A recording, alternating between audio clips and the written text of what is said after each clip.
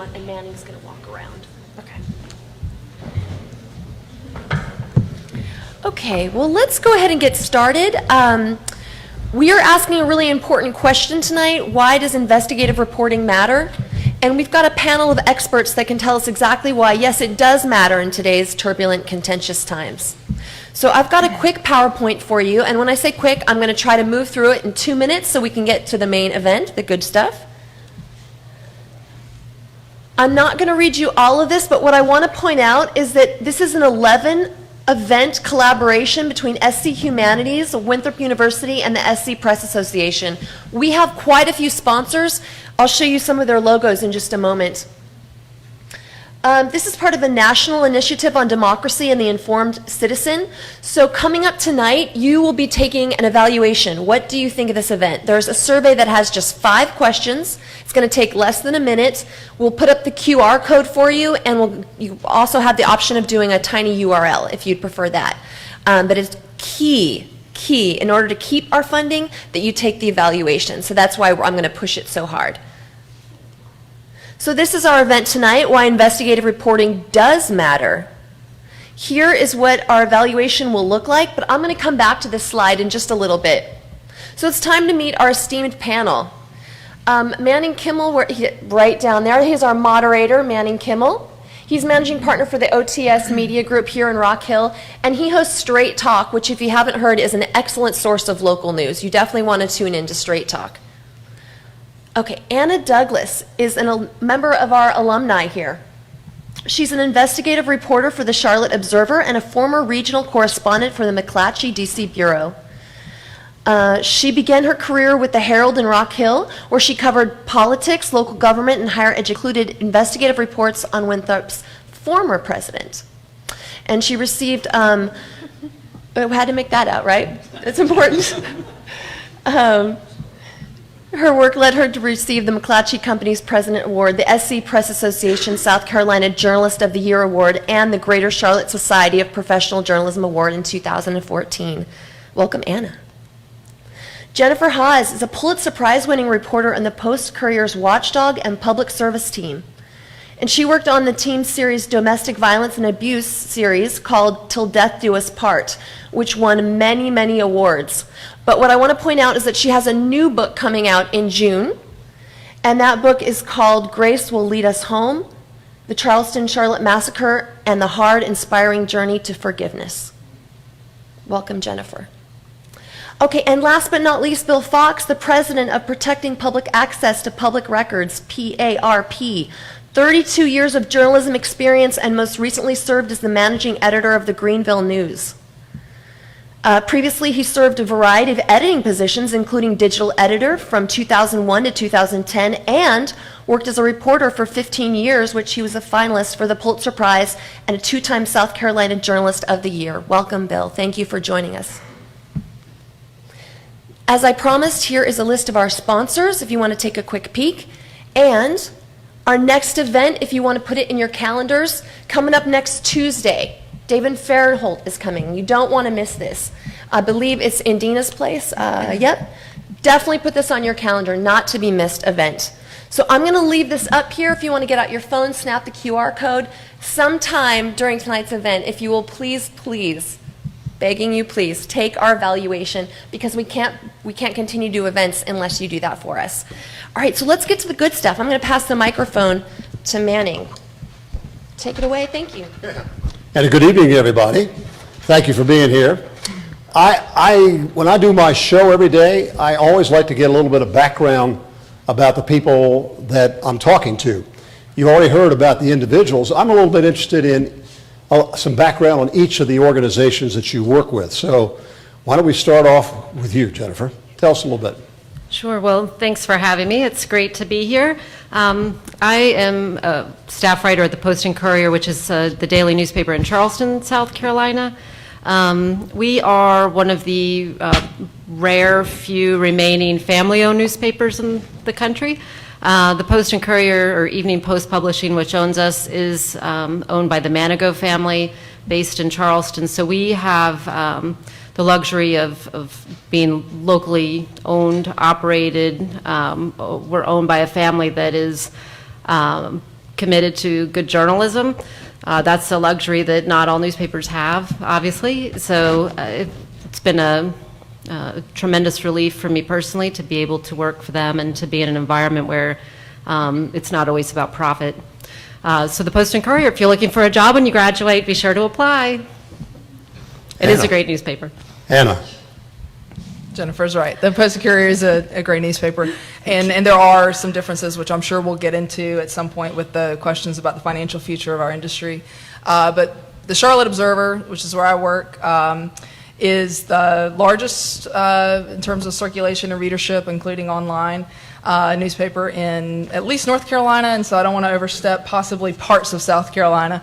And it's it's owned by a parent company called McClatchy. McClatchy owns about 33 newspapers across the country, most of them clustered in on the West Coast, the East Coast, and we have a handful in Florida. Like the Miami Herald is probably one that you've heard of. So one of the things about working for a national company is that you are sort of subject to the whims at times of a governing board, as well as shareholders. So there's a for-profit mentality in many jobs that you'll see in journalism.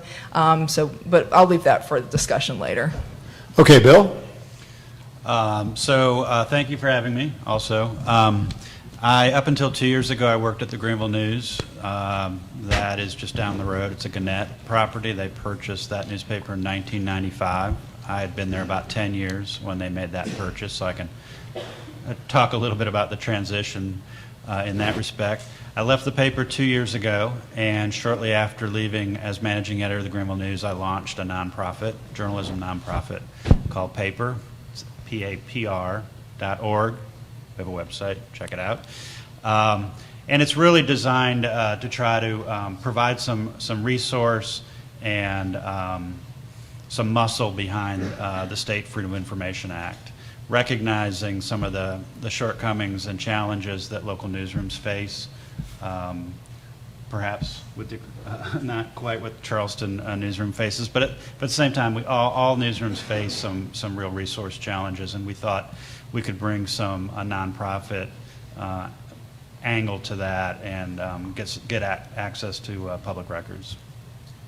All right, so I think it'd be also interesting, from three people who have been in the news business as long as you all have collectively, to talk to this group out here today about the whole purpose of journalism. You know, why is journalism important? What role does it play? Let's start with you, Anna. Well, there's a few sort of cliches that you can say, and hopefully you won't you won't hate me for using them. But to some degree, they're true. Journalism, people ask, what is journalism? It's putting something out there in the public discourse, whether it's through print or online or radio or TV or some other medium, that somebody somewhere doesn't want you to know. If you're just reporting, there's another form of journalism that's more closely related to stenography, I think, where it's just you walk into a meeting and you say the mayor said this and then they voted and this happened, but you don't ever tell anyone why or whether there was money influencing the politics that night. So I think true journalism, true investigative work really does shine a light in new places. I think it can be explanatory. And that means, taking the news of the day and explaining to people exactly why it matters and what to expect around the corner. It's contextualized, which the media fairly is criticized for all the time in a 24-hour news cycle where context is often lacking. And of course, it breaks news. Everything from saying that someone was murdered, if that was the tragedy that happened, or saying that something good happened in the community. It breaks news in a meaningful way. So to me, those are some of the ways that I would define journalism. And to hit you with one more cliche, one that I've always really liked, they say that good journalism and good journalists afflict the comfortable and comfort the afflicted. And so, it could be what's comfort the afflicted. There's a vulnerable community in town or a vulnerable neighborhood, and they have a story to tell, and you go be the journalist who brings their story to light. Okay, and then what's afflict the comfortable? Well, if someone in power is abusing their power or not telling the truth, then afflict them. And there's many ways you can define that. So that's kind of maybe my Good. 2 cents. Bill, what are your thoughts? Yeah, I would agree with all of that. I think I do draw a little bit of a distinction between investigative reporting and reporting in general. Investigative reporting, to me, is very probative. It's revealing. In many cases, it is exposing something that perhaps not everybody wants exposed. And then most importantly, it has impact. And whether that's starting a conversation around that topic or perhaps enlightening an issue that needs to be resolved, hopefully the reporting would have light a path towards solutions, but at least get a conversation started in the community about what needs to be done to make things better. Jennifer. I really wouldn't add a whole lot to that. I think that covers it. The only other thing I would say is there's also an element, I think, of just educating people about their community and people who are in the community, right? Interesting stories about interesting people and things going on that may not, rise to the level of instigating some big change, but just are interesting, just about interesting people that you may not know in your normal circle of life. I guess as a former feature writer, I'm kind of partial to some of those stories. But yeah, I think it's also just knowing the people and events going on around you. Everybody has a story to tell, and some of them are good stories, some of them not so good stories, and I think the media's job is also to be a check and balance in terms of what is going on, particularly in the political spectrum. So let's go with you on this one, Bill, and let's just talk about what you see as a definition of sorts of what investigative reporting is versus just normal day-to-day event reporting. Well, I think Anna summed it up well when she kind of drew a distinction between sort of a stenography, which is really kind of a recitation, recording of what happened, which is important because not everybody can be everywhere. Not everyone can be at every city council meeting or every university school board meeting, trustee board meeting. So I think that's important to get information out. But I do think investigative reporting has that element of telling the story behind the story, perhaps revealing some of the context, the perspective, the reason why something happened, the reason why somebody did what they did or said what they said. So that would be kind of my distinction between general, flat-out reporting and investigative reporting. So Jennifer, what would you add to that? I think, I think in any story, it goes back to the argument, is any story investigative? I mean, obviously, to some degree it is, because any story you set out to write is going to involve a process of fact-finding and interviewing and all that kind of thing. But I guess in my mind, investigative rises out of that in a little bit different way, in that it's maybe a degree of difficulty. There may be a story, say you go to a city council meeting and you're acting as a stenographer essentially for what's going on, but then you hear about something and you think, oh, I want to get those documents, and this city council drags their feet and won't give them to you, so you file FOIAs and you go after them that way, and then you're also mining sources to find somebody who may be on the inside and will just give it to you. Or maybe it's something that, you've heard the mayor's doing something wrong, and so you're trying to work the sources around him or her to get more information. I tend to think of investigative also as being it involves more time, it's more difficult to get at. It's almost like detective work in a way. That in my mind, and then add into that maybe the watchdog role, I think is stronger with investigative work. I think everything we do has a watchdog element, but I think investigative work more often serves the role of watchdog, in that those are often stories that are not in plain sight, so you have to dig more for them. Those might be the distinctions, but I think as a reporter it's useful to kind of always think of yourself as doing some degree of investigative reporting. I write a lot of long form narratives, which on the face of it you wouldn't think of that, oh, that's an investigative story. But that's really what you're doing when you're spending lots and lots of time with somebody telling a very sensitive story. You're really doing the same thing. You're mining that person and their life and the people who know them for details that aren't obvious to the naked eye, or aren't obvious if you just met them for an afternoon. So I guess I like to think of investigative journalists as being a little bit or journalism as being a little bit part of everything we do. Anyway, there's some distinctions I might make. But Anna, I guess you would agree that there's always two sides to every story, and the key job of a reporter is to make sure that you're getting the true facts no matter which side of the story that they may fall on. It gets really complicated when there's more than two sides. There you go. Which there usually is. There of course. usually, yeah. I mean, there's often three sides, potentially three people or three groups or three communities that are stakeholders on that issue. One thing I would add that we haven't talked about perhaps up here is the element of the surprise element of getting a tip and how sometimes that can lead you to an investigation. Oftentimes, and this is an art form that I worry is going away the more jobs that are cut out of newsrooms, but sometimes you'll get a tip from that run-of-the-mill kind of story that ran about the sort of mediocre, point of interest from a city council meeting or something else that happened in the news cycle. But someone will call you up or email you or DM you on Twitter or however they're going to get in touch with you and say, that's fine, you did an okay job. Or sometimes they're not that gracious. They'll say, you're awful at your job because you didn't do this or you didn't ask this question. And instead of taking that as an insult, I try to take them as invitations to then follow up. I've had a lot of great experiences with just writing a story, file it away, easy as cake, go home, and then the next morning have a voicemail that leads me down a completely different path. And I will tell you, if you're a reporter, if you graduate from here and you go be a reporter for any medium, and you did that kind of run-of-the-mill story, and you worked with one source, maybe at the city or Winthrop University or wherever, and that person working to handle the media feels really good because they got rid of you. They don't like to hear back from you the next day, and they're often going to, or the day after that when you're running down another tip. That tends to make people really nervous, and that's also a good sign that you might be onto something. So. All right, well, that leads us right into some good stories that you all worked on. Jennifer, I'm going to ask you first to tell us a little bit about one of your investigative pieces that you did and the impact that story had once it was all flushed out.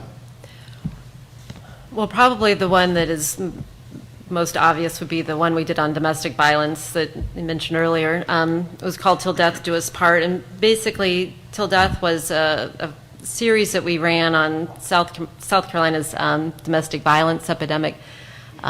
Basically what we did is there is an annual program that the Attorney General's office puts on every year called Silent Witness, and basically it names each of the women who've been killed by an intimate partner, and it's a very touching ceremony.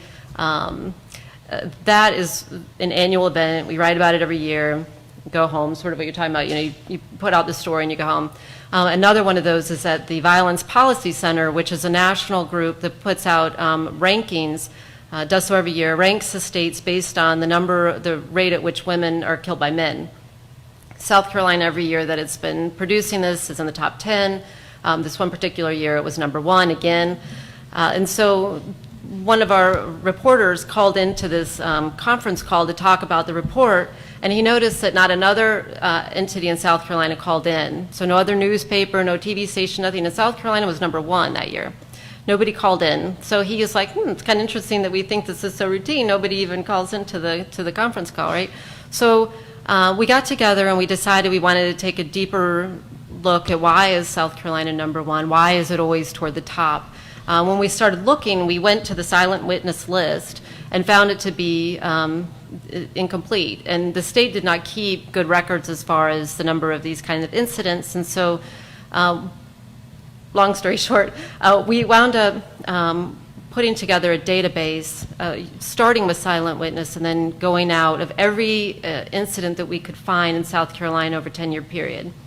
So we FOIA'd, we went to news accounts, we interviewed people and domestic violence shelters, all kinds of things. We put together this database that looked at everything from the weapon used to if the perpetrator had a previous record, the day, the time of year, socioeconomic data, all this kind of stuff. found that more than 300 women had been killed over a 10-year period. So that's about 1 every 12 days. So that was shocking. So we then fleshed it out with stories of real people, women who had died, the culture of South Carolina. We put what I sort of think of as the flesh on that. And so Till Death Do Us Part was a look at the enormity of the problem, the legislature's failure to act. We found, for instance, in the session before, the legislative session before this ran, that the only domestic violence bill that passed was one that protected the pets of an abuser, which is obviously absurd. None of the bills that protected actual victims had passed or had gone anywhere. So Till Death Do Us Part laid all this out. And I just, when you talk about impact, the series was taken up by some of the legislators. They introduced a reform bill that increased penalties and also included a gun ban for the most serious offenders, which, as you know, in South Carolina, that's going to be a potential hang-up. So this bill passed the state Senate. Governor Nikki Haley was governor at the time. She said she would sign it, but it got hung up in the House for some time. And in one of those moments of your career, so we won a Pulitzer Prize for this project. And when you win a Pulitzer, you go to New York, and there's a very nice luncheon, and that's all great.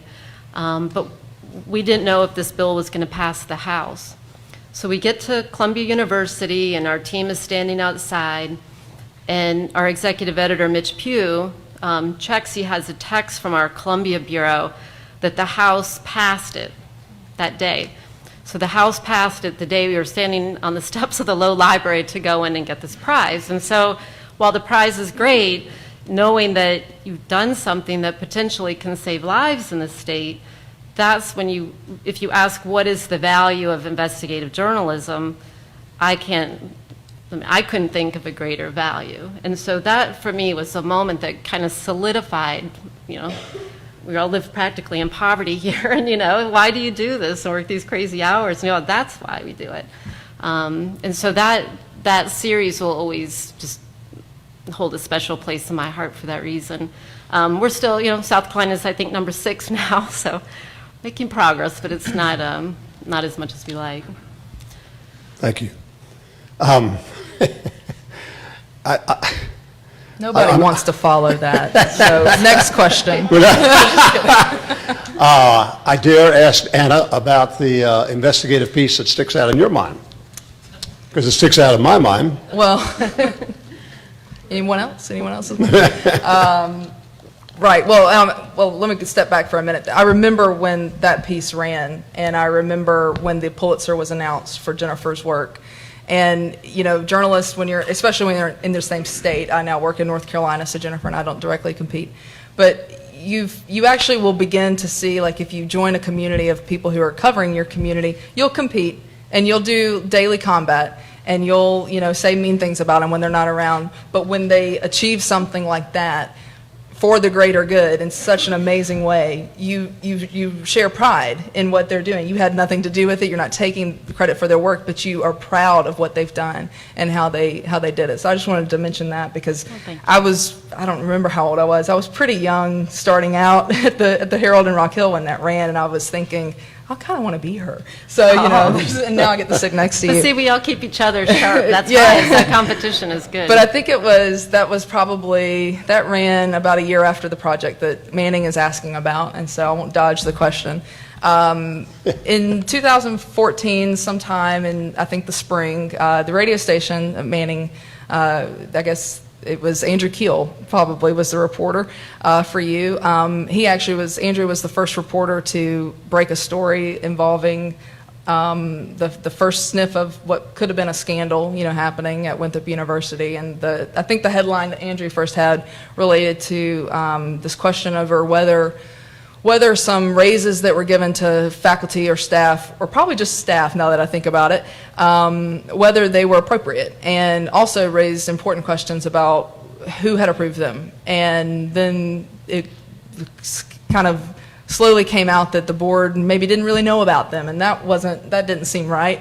And so at first it just sort of, I remember reading it when that came across on Twitter probably, and first thinking, dang, Andrew beat me on my beat. And then thinking, none of this sounds right, but you never know if it's isolated. Is this just a one-off, like, do I really need to, stop everything I'm doing and pursue something over at Winthrop?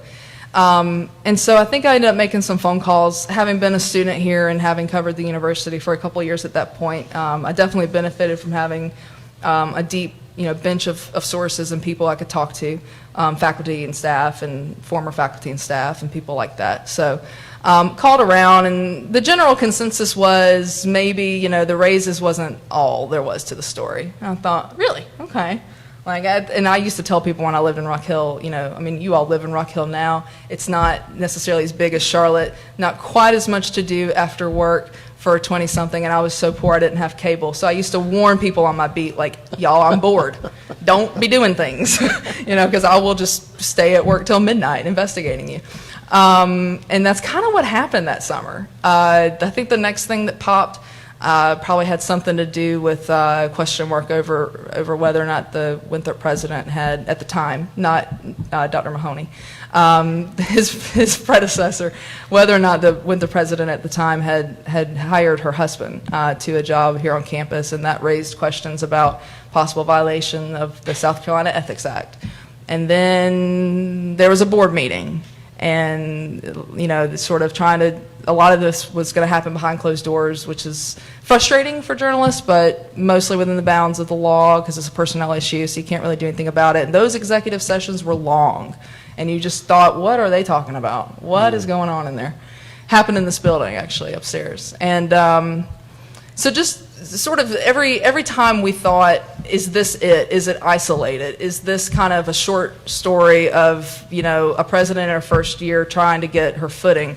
And then it just became increasingly clear that there were real issues. And a lot of what people remember about that series, which was never intended to be like a series, it was just ongoing reporting as you went. What people remember is that there was one person at the top who did some eyebrow-raising things, to put it generously. At the time was not speaking to the press publicly, sort of talking through her lawyer. So her side was at the time not fully represented, whatever side that was going to be.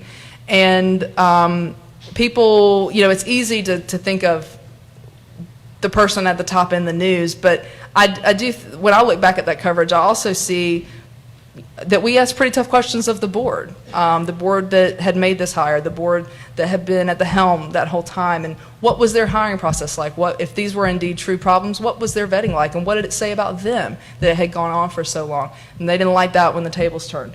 And then a year later, after President Williamson was fired, we heard from her. She had moved down to Florida with her husband, and she sent an email to the newsroom and said, basically, I'm ready to tell my story. And I can't remember who I told this to earlier tonight. I guess it was you, we kind of thought it was a joke. Like, I literally thought it was like a Winthrop student kind of messing with me.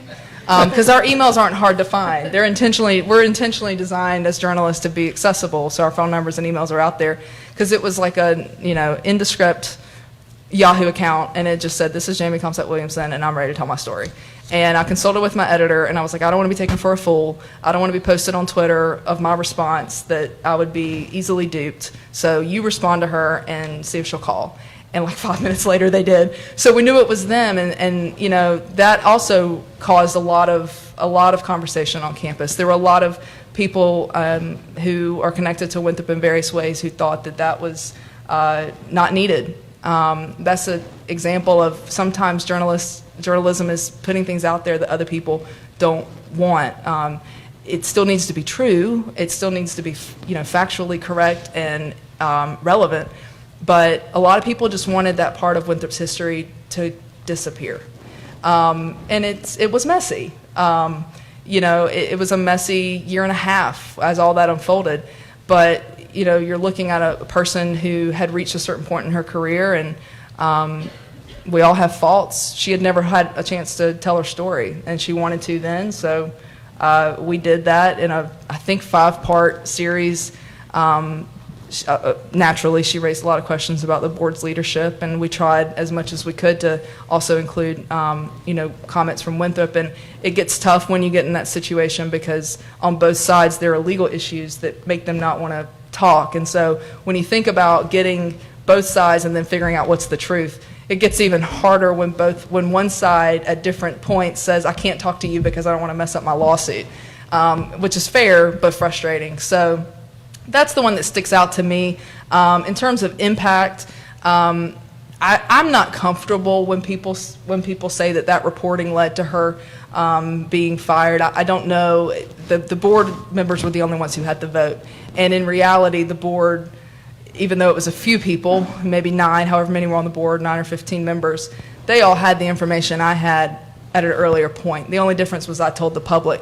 So if having the information and not having taken that action before, but feeling like you then needed to take that action because the public knew, meant that I did my job. But I don't feel comfortable when people attribute her being fired as the impact of the work. And I hope that the impact of the work is that Winthrop's board, at least during that era, became more transparent, more willing to listen to stakeholders on campus. And that's how I identify the importance of that. The other thing that I think investigative reporting points out as you're telling the story is the importance of somebody checking what it is that you're writing and the facts you're bringing to the table. I remember when Andrew was working with us and he first had this story, I said, look, this is a powder keg, and I don't mind reporting what the facts are. You're the reporter, and I'm going to be the editor, and I am going to read every word you write, and I'm going to ask you to double check every one of their facts. I want, corroborating sources, the whole thing, before anything goes on the air. And that's how we ran the shop, and I know that's how you have to run it as well, because you're dealing with people's lives and the well-being of institutions, and you got to do it right. You just got to do it right, which is probably going to lead us to some other questions down the line here. But Bill, what about you? Well, I hate to tell another story about a university president. Popular target tonight. We like those. At least it's not Winthrop. It's a little further down the road. No, it's kind of funny. I looked this up last night. I wanted to make sure I had my dates straight. And this is going to date me a little bit. But 28 years ago today, the Greenville News had a front page story that we had won our 4-year court battle with the University of South Carolina over public records.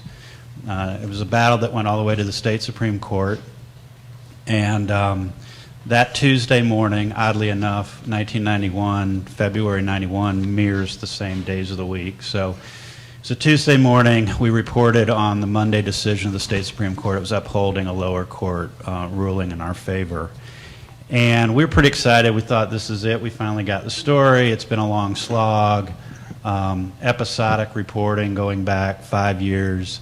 And by Friday, the university revealed, and I should say that Tuesday morning's report quoted university officials as saying, well, we got all the records in the boxes and we'll bring them out, we'll make them available as soon as possible.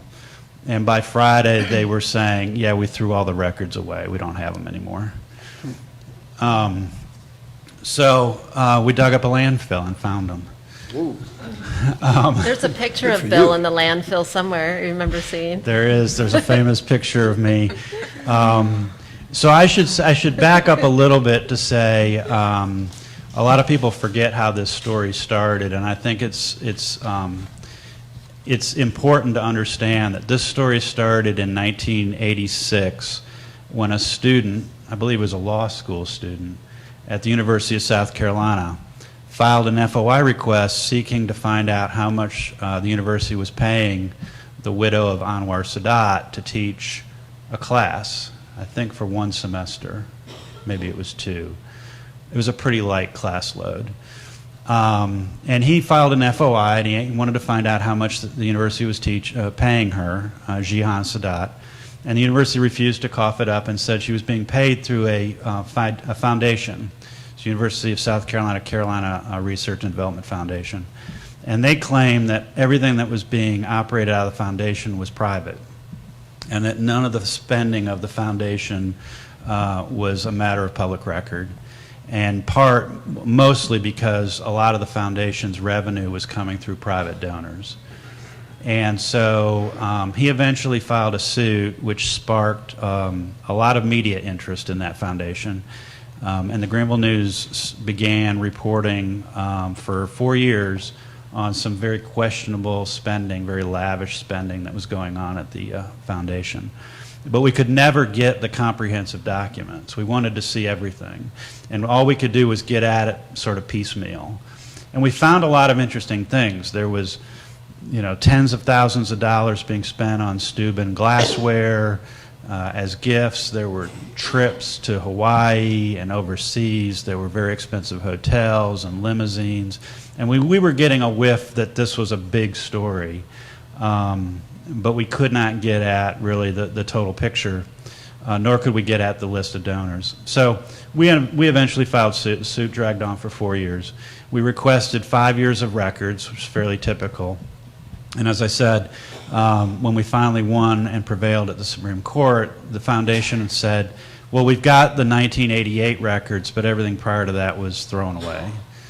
And so we began more investigative reporting to figure out who threw it away and why it was thrown away and where it was thrown away. And we eventually identified a kid who, with his father, had pulled up a pickup truck on orders of the executive director of the foundation one weekend and loaded up, I guess, about 12 to 14 banker boxes worth of stuff into the back of the pickup and took it to the Richland County landfill. And so there was a lot of denying and obfuscation and all kinds of stuff. But, as journalists, you sort of figure, okay, well, that's that. And our editors felt like, we got to go dig up this landfill.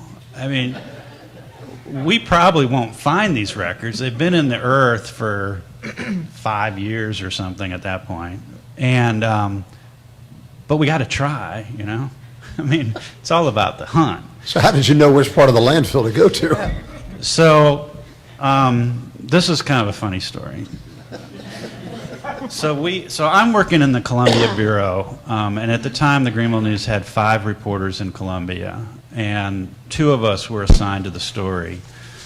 And Tim Smith and I are on a conference call with the office back in Greenville where the editors tell us we're going to dig up this landfill. And Tim and I are just kind of looking at each other thinking this is crazy. And so we took the kid. He wasn't really a kid at this point. I think he was in his early 20s. And we dragged him out to the landfill. And we had, there was a couple reporters, a couple of editors, and we had our two lawyers, both of whom had gone to Harvard. And we're standing in the middle of this dump. And we asked the kid, point to the spot where you dumped this stuff. Now, the Richland County, I don't know how many acres it is, 30, 40 acres, it's huge. There is not a tree or a light pole or a rock there is nothing in this vat. There's no landmark. There's nothing to say, oh, it was over by that tree. And so he points to a spot, and we hire the landfill operators, and we pay them to use their backhoes to start digging holes. And there was actually some method to the madness, because what we figured out in talking to the landfill guys is landfills are very structured. And when they make a landfill, they generally, at least this is the way they did it in Richland County, they dig giant trenches in the ground, about 100 yards wide and maybe like 3 football fields long. And they shove all the dirt up on the sides. And then they open it up to the public, who brings all their trash out there, and they start filling the trench from the far end up. And as they fill up the trench, they put the dirt back over it. So there's sort of a chronology. So after 2 days of digging and during the week and getting nowhere, because I think the guy, like the bulldozer guys would only work like after hours or something. So we go out there we've got the weekend now, it's Saturday.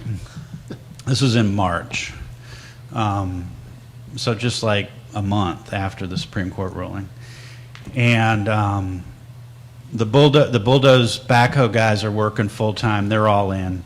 The state law enforcement division have agents assigned to us because this was the subject of a contempt of court citation, and the university was in some serious legal difficulty for having disposed of records that were the subject of a lawsuit. And the sled guys are in their car sleeping under the shade tree, and us and our Harvard lawyers are in the middle of this big, vast, empty thing digging holes in the ground. And what we would do is we would dig a hole in the ground, and then one of us, usually me, would climb down into the bottom of the hole, the pit, if you will, and just paw through garbage. And we would look for newspapers. It was kind of ironic. And we could date the hole based on the date of the newspaper. We made a supposition that a newspaper that makes it into the landfill gets thrown away fairly quickly after it gets published.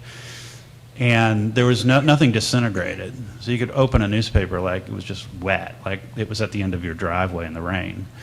And we would find dates, and then we would climb out of the hole and we'd go 30 yards that way, and they'd dig another hole. And I had this green jumpsuit that the previous owner of my house had left hanging on the back porch. It's about 2 sizes too small. And I had these work boots that I used to wear around the house when I was doing home improvement. And I had neoprene gloves. I don't know if you know what, they're like big rubber heavy gloves for like chemical work. And I had a Jason and the Scorchers red bandana, as if that was going to stop anything, around my face. And that's the picture that you probably remember of me in the hole. And so we went to lunch Saturday. The sled guys went to lunch with us. It stunk. It was really stinky.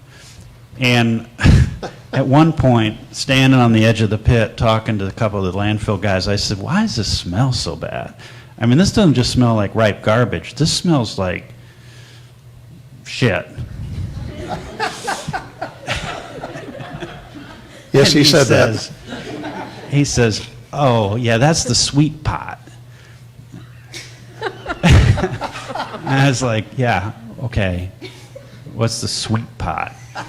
He said, "Well, you see, when you fill up the trench, you have to spray everything down with human waste to sort of facilitate the whole bacterial breakdown process."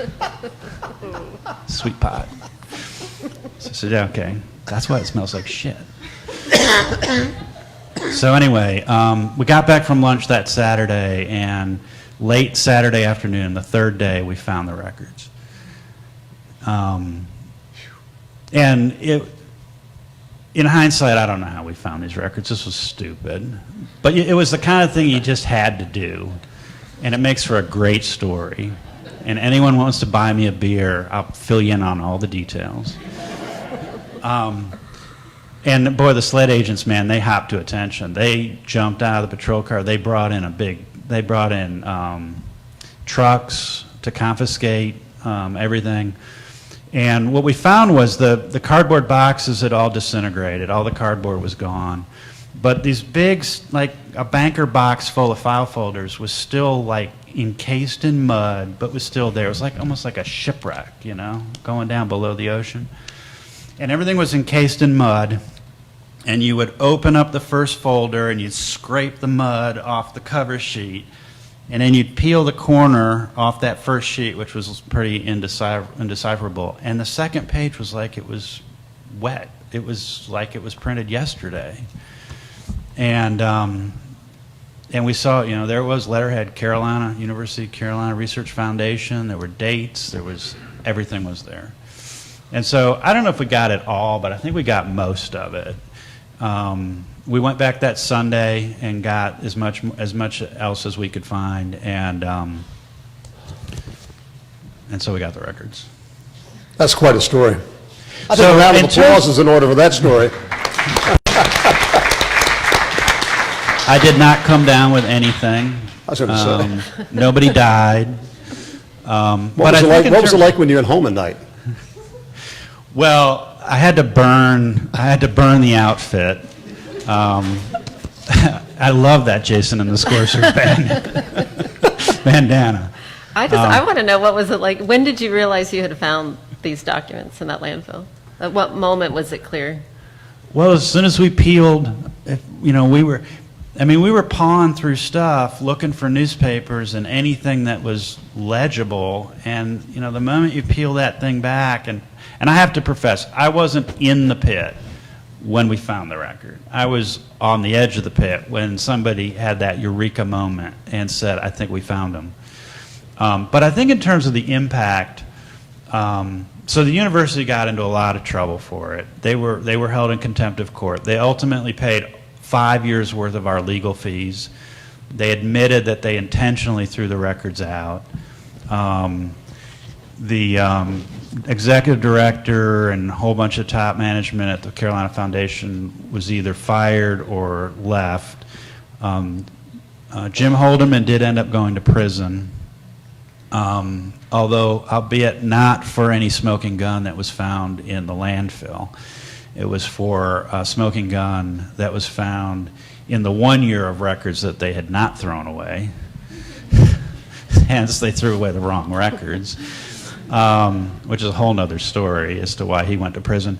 But it established what I think is some really important legal precedent in South Carolina on what is considered a public record. And our argument was that although the Carolina Research and Development Foundation was largely funded through private donors, they were effectively laundering public money through the foundation.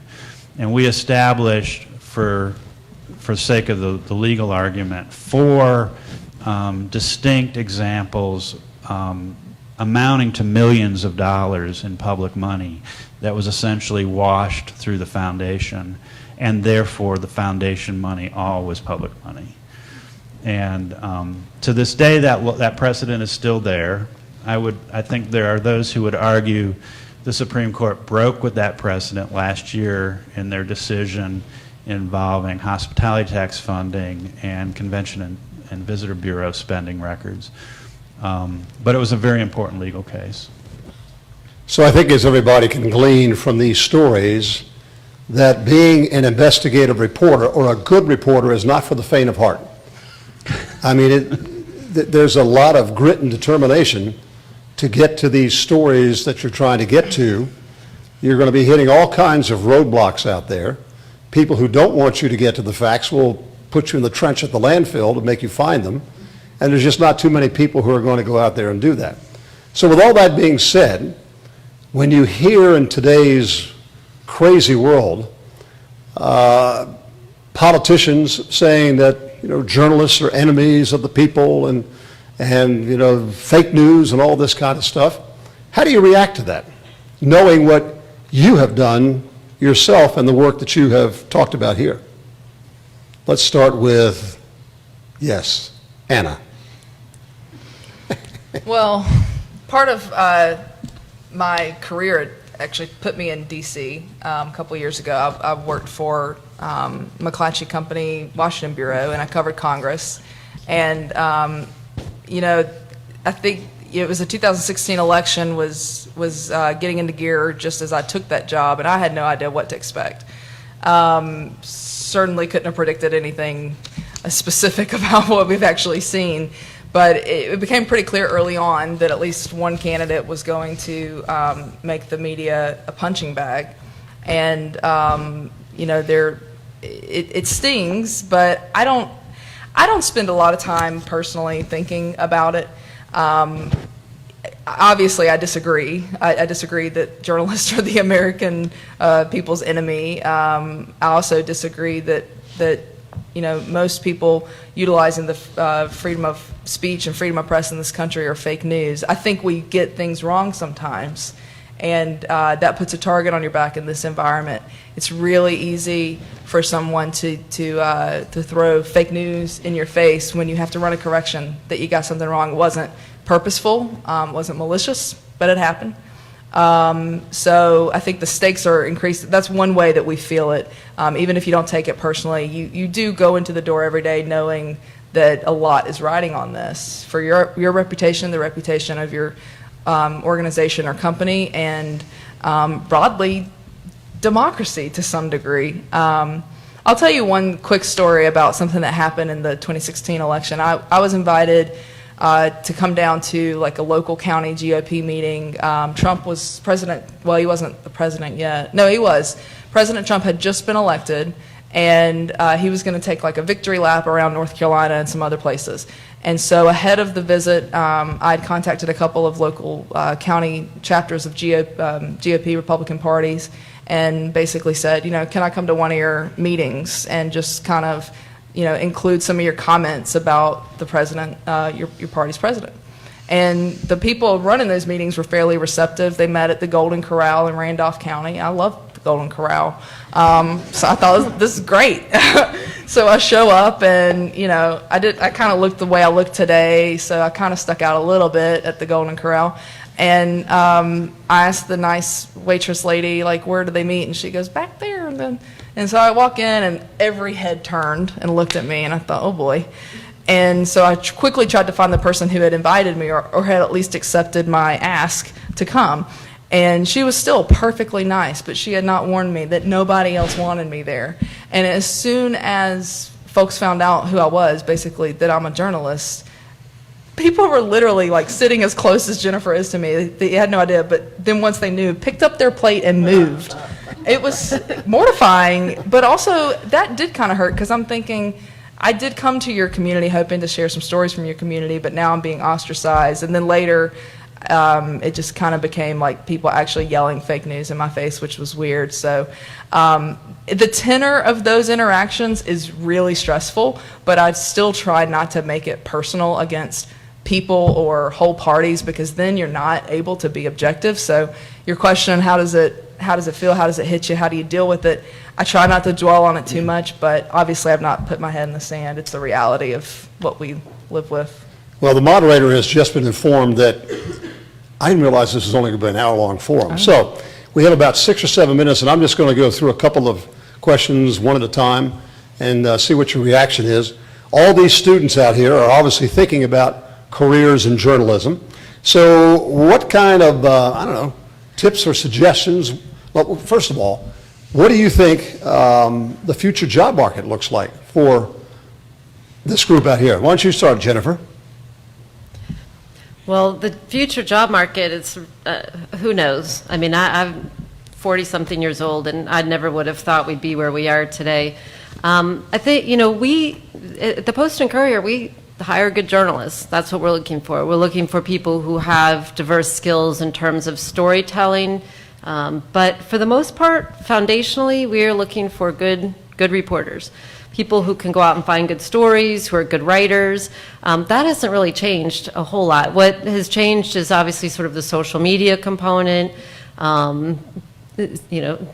databases do you know how to use and all that kind of thing. But I just think we overthink this, honestly. I think at its core, what matters is, are you a good journalist? Are you a good writer? Are you determined to go in the landfill? Are you determined to do your job even if people are ostracizing you, which they'll do?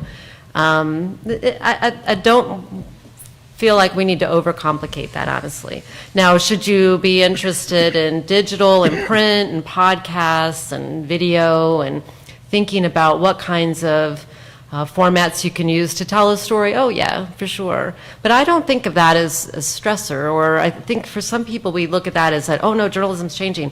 But I think, there's so many different ways we can tell a story today that's pretty awesome. So if there's a format you love or something that you're a little afraid of, I would learn as much as you can about it. But I would not in any circumstances put that before just learning good journalism. Learn how to write a FOIA request. Learn how to use how to mine databases. Learn what databases are out there. Learn how to interview people. Learn how to interact with people who don't want to talk to you. Learn how to convince them to talk to you. I think that those are things that we can't overstress. I personally believe that newspapers are going to have an important role moving forward. We may look a little different. We may be much more digital. We may be entirely digital. I don't really think that matters that much. Honestly, the story that I write that goes up online is the same story that runs in the paper. There may be some bells and whistles online that are different, but the foundational story is the same, and I don't think that's going to change that much in the future. I think you guys are in an amazing time as far as really exploring different ways to tell a story, and I think that's really that's a lot of fun, and I'm really interested to see where it goes. Okay, Bill, suggestions you have for the students here who are going to come knocking on the door of your enterprise, wanting to get a job. One of the things that I think I would add to Jennifer's list is you all need to learn how to write. You need to learn how to write. It seems to be becoming a lost art. How to put a sentence together so it makes sense and the use of the King's English and what have you. But what about you, Bill? If somebody comes and looking for a job, what kind of suggestions are you going to make to them? Just because they have a degree isn't going to get them in there. True. You know, the nature, as Jennifer is describing, there's a lot of different ways to tell stories, and I think given the resources a lot newsrooms have these days, they really expect reporters to come in and have a pretty thorough understanding of a lot of different ways to tell those stories, whether it's podcasts, whether it's digital, whether it's databases, how they can get the stories online quickly through social media, how they can engage with their audiences, engage with their readers, connect with the community. I will say, as someone who's interviewed a lot of candidates for reporting positions, it strikes me that that there is some fundamental, in some cases, fundamental skills that are not as strong as I'd like to see in just writing. I think it would serve you well to be very exceptionally well read and be very conversant about different forms of journalism, different publications, even specific writers that you're fond of, that you follow, that you read regularly, and be able to explain why you like what they write and what it is that makes them really good. You know, just do your homework. I mean, those would be sort of just practical tips, Sure. But I think for anyone coming into an interview, I think you really have to do your homework. And one of the questions I always ask, and this probably makes me like an old school guy, but I always ask a potential candidate, well, tell me a little bit about what you read. And I'm stunned when they struggle with telling me something they read. And then when they do come up with something they read, it's not a really good example of something. Like, I wouldn't want to admit that I read that. And I certainly wouldn't want to admit it in a job interview. And, you know, I mean, how cool is it that you can sit anywhere in the country and read journalists all over the world? And you have instant access, you know? I mean, back when I was a reporter, okay, this sounds, okay, now I'm really dating myself. But, you know, if I wanted to follow a reporter at the Miami Herald or out on the West Coast, I had to, like, you know, schlep my way down to the library and read something that it was like 2 weeks old because it just showed up in the mail. But now you can read that stuff instantaneously. You can be so conversant and knowledgeable about specific writers. And so I just do that. Good advice. We have time for a couple of questions. If anybody has one, raise your hand, be recognized, be bold. Here's your opportunity. I mean, learn to ask a question. Yeah. Come on, journalist. Go somewhere. How about this young man right here? He's live blogging us. Oh, he is? Well, okay. Yeah. Let me just come over here. Yeah, do you think there's danger, like, in this job as journalism? Like physical dangers? I mean, any type, really. like, would it have any negative sort of danger towards a person, or risk at least? I mean, I can't say that I ever felt endangered. I mean, I guess I wandered into some neighborhoods and talked to some folks I was a little worried about a little bit, but I never felt fearful for my life or anything. Actually, I'll tell you a story real quick. I did experience this once when I was covering the Emmanuel Church shooting. After the shooting, I wrote some stories about the interim pastor who had some questionable financial issues in his background at his last church, and then was being very non-transparent with the funds, with the donations that were coming into the church. So one night I'm sitting at home, I have 2 children, and was by myself with them, and I get this email from his son, which starts off with the usual, I'm going to sue you, we're going to sue your company, I'm going to sue everybody who knows you, whoever looked at you, and goes on and on and on. And then it gets sort of into this like biblical language, and then basically I'm a snake, and the snake is going to bleed, and the lion and the prey. And it ends with, at the very end, if you're reading this tomorrow, it's too late. So I called the police to my house. I called the police to the newspaper. I put the police on him, and it turned out, who knows how serious he was. But I didn't want him showing up with a gun at my newsroom, I could tell you that. I didn't want him showing up at my house with my children there. So there are dangers like that. There's people that you'll piss off, and some of them are normal, sane people who will try to deal with it like an adult, and some of them aren't. So I do think you have to exercise some basic caution. If I'm going into a dangerous neighborhood, I'm going to make sure people know where I am and where I'm going, and when I'm supposed to be finished. And I'll often have my husband text me, and we have like a code word. If I text one word, it's call the police. If I text another word, I'm fine. So I think you have to take some reasonable precautions. But by and large, I don't, we're not covering war zones here either, so, yeah. One more question. Okay. And this one's for you. So you were here on this campus, walking in the same footsteps as all these students here. You were actually editor of the Johnsonian. Can you just talk a little bit about the opportunity that exists here, and maybe what they should be doing in their last few months, years at the university to prepare themselves for the real world? Sure. Well, and I would say, you're not far afield from the real world. I always like to think about, I'm really not that far removed from you guys. I graduated in 2011, so, I remember times where I felt like Winthrop was as real as it gets, baby. So, and it is. It's a great place to be, but I think for sure get involved in the student publications, student broadcast, student radio, any place where you can practice journalism and commit an act of journalism, please go do it. It's also not a bad idea to get involved in other student activities. It's fine to have passions outside of journalism. I remember I was in DSU, and I got a lot of public relations experience there, which I'm not currently using on a day-to-day basis, but I do interact with a lot of people who are in public relations. They call me to pitch stories, and so it helps to just understand a little bit from their standpoint. So there's a good chance you're going to find relevant skills, whether it's writing, cold calling people. That's unbelievably hard for a lot of people, but once you get a few under your belt, you will ask anybody anything, anytime, any place. It feels so good. So any place where you're practicing those skills, they're tangible and they matter. And we didn't talk a lot about internships and networking, but I'm sure you're getting a lot of that in your classes, whatever your major is. If you're interested in internships in journalism, it's never too early to start. It's a good idea to have. You definitely need one. Doesn't hurt to have two. We have a great, very competitive internship program at the Charlotte Observer every summer.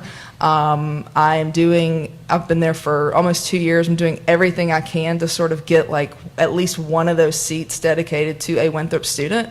I don't know that we've had anyone apply in recent years, so if that's something that interests you, like I said, it's very competitive, but I think that at some point soon, somebody from Winthrop's going to have a shot. And, people who have interned at the Observer have gone on to some really amazing things very quickly in their career. So if that interests you, let me know, whether you're visuals or writing or whatever it is you're interested in.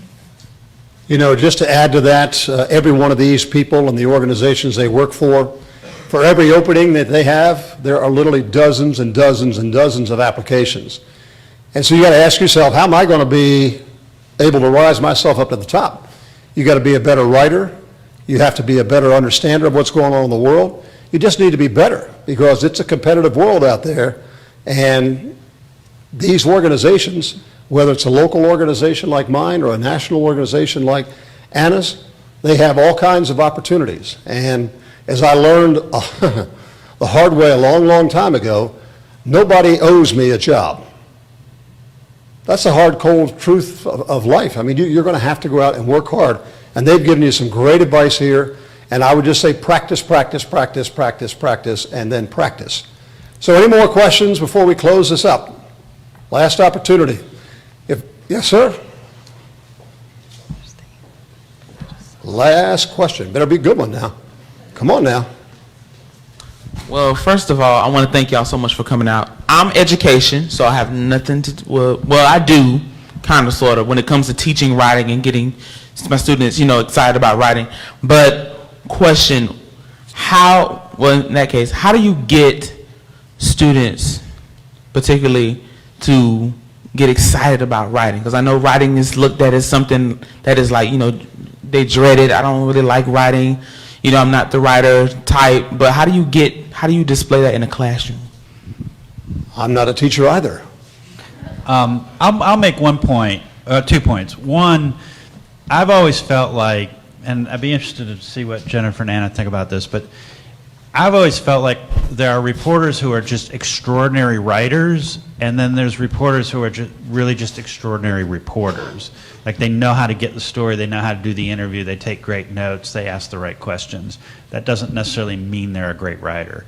So I would encourage anyone who wants to go down the journalism road, even if you don't think you're a great writer, but you're just very inquisitive, you're probing, you're curious, you like to meet people, you like to tell stories, you like to engage, you may still be a really great journalist, and you're just going to need to focus on the writing side, and vice versa. The other thing in terms of just encouraging great writers, I just can't say enough about reading, and reading. I would buy, each year they would put out an anthology of news stories on a particular thing, narrative, literary journalism or sports writing or something, and I would just devour these. And I would take a pencil and I would like dissect the story, and I'd try to figure out, okay, this is where he's introducing the characters, this is how he introduces a theme, this is how the thread runs through it. And I became fascinated by the process and the construction of a story. And not everybody probably would get into writing that way, but that was my end, was just trying to think inside the mind of a writer and how they constructed their story. Jennifer? I can add something. No, go ahead, Anna. I'll add something to that. I just noticed that one of my old editors is here, so I can, two of them, wow. Okay, so I can promise you this is pretty true. There have been times very painful in my career early on where I was just doing the best I could with reporting, and it was a bang-up job, but it was agony to write. And only recently, in the past maybe like even 6 months, have I come into a new place in that. I can recommend a book to you that's very easy reading. It's called Writing for Story. It's by a Pulitzer Prize winning journalist. He breaks it down in very it kind of demystifies writing in a way. People think that you're born with it or you're not, and he argues that's not true. We can teach you. The way that you can try to inspire people who seem to have some sort of natural instinct against it, I know this is what worked for me, is understanding that you can be the best reporter, find the most explosive story, and have the right audience that's ready to devour it. But if you fall short of how you deliver it, it will not have the same impact. And sometimes it's the difference between changing minds and changing hearts. And I know that in the last, seriously, I'll talk to you more after the class if you want, or not class, after the session if you want, about this experience that I'm having, but it's really only been in the last 6 to 8 months that I've started to understand the difference. And when I did, it suddenly just put all the responsibility back on me that if this is still work worth doing, then I absolutely have to go back to school, read books, do whatever I have to do to be that better writer. Otherwise, it's just it possibly can fall on deaf ears, really great reporting. So maybe if you talk to your students about how, when you have students, about if they feel passionate about something, passionate enough to ask questions, then take that passion further and have the potential to change hearts by delivering in a way that really resonates with people. What was the book name again? The book is called Writing for Story, and I think the author, you know the book, John Franklin? John Franklin. Yeah. I think he won the inaugural feature writing category of the Pulitzer, so. Jennifer, anything to add? The only thing I would add is that I think when people say they don't like writing or they don't like reading, what they really mean is they've not read something that's pertinent to them. Fun fact, I almost became an English teacher. I think one of the things that actually made me not become an English teacher is I didn't want to teach reading books I didn't like. I'm not a huge fan of Shakespeare. I didn't really want to teach it, so I'm sorry if that's sacrilegious to anybody, but I think that students should read books that are relevant to their lives, you know? And writing's the same way. I totally agree with Bill. I think that much of writing is reading. But I think it's important for students to be writing about things that mean something to them, even if that's just writing about your life and the things that you're struggling with. If we can make that personal, interesting to them, then I think the love of it can come from that, because otherwise it's like Anna said, it's just drudgery. You're just putting, it's mechanics, and it's not, why would I want to do that? So for me, it's all about finding the personal connection with the person, and how writing can be a form of expression and dealing with what you're dealing with and all that kind of thing. So, Well, thank you, panelists. Thank you, Jennifer. Thank you, Anna. Thank you, Bill. Please, big round of applause. One more reminder, this QR code is very important for you all to take a moment on those devices that you have in your pockets and activate that and get your answers in, because we want this series to continue. Thank you, Winthrop University, for making this possible, and have a good evening.